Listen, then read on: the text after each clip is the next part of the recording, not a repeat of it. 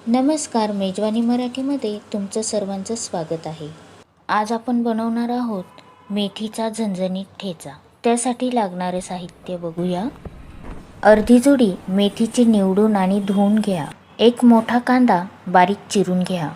4-5 लाल मिरच्या,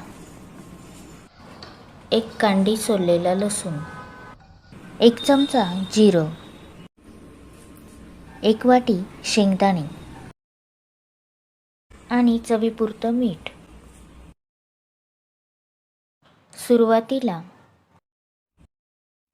शेंगदाणे छान खरपूस भाजून घ्या। गॅसचा फ्लेम मीडियम ठेवायचा आहे। शेंगदाणे भाजून झाल्यानंतर ते थंड होण्यासाठी एका डिशमध्ये काढा। त्यानंतर याच गरम कढईमध्ये 4-5 लाल मिरच्या, लसणाच्या पाकळ्या आणि जिरं हे छान भाजून घ्या। या ठिकाणी तुम्ही हिरवी मिरची वापरू शकता आणि तिखट तुमच्या आवडीनुसार कमी जास्त करू शकता। या मिरच्या फार तिखट आहेत म्हणून मी 4-5 घेतल्या आहेत।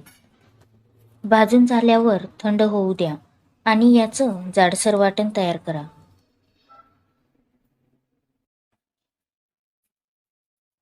हे बघा, या पद्धतीने जाडसर वाटण तयार झालेलं आहे। कढईमध्ये 2-3 चमचे तेल टाका। यामध्ये बारीक चिरून घेतलेला कांदा टाका। कांदा सोनेरी रंगावर परतवून घ्या। 2-3 मिनिटांनंतर कांदा परतवून झाला की यामध्ये मिरचीचं वाटण टाका। हे वाटण 2-3 मिनिटं परतवून घ्या।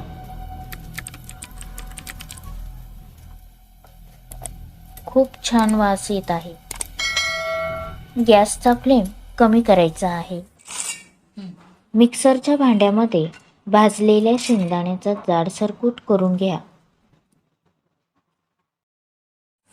आता हा मिक्सरमध्ये फिरवलेला जाडसर शेंगदाणा कूट या कढईमध्ये टाकून घ्या आणि हे सर्व 2-3 मिनिट परतवून घ्या।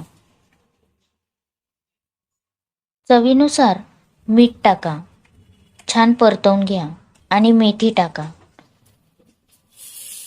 इथे मी खुडून घेतलेली मेथी टाकलेली आहे। तुम्हाला हवं असेल तर तुम्ही बारीक चिरून घेऊ शकता।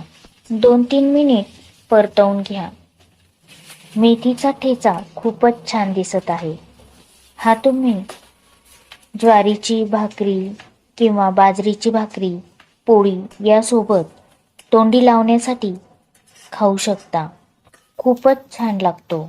4-5 दिवस छान टिकतो। तुम्ही हा टिफिनमध्ये सुद्धा नेऊ शकतात। तर मग नक्की करून बघा आणि खाऊन बघा। त्याचबरोबर चॅनलवर नवीन असाल तर मेजवानी मराठीला सबस्क्राईब करा आणि व्हिडिओला लाईक आणि शेअर करा। रेसिपी बघितल्याबद्दल खूप खूप धन्यवाद।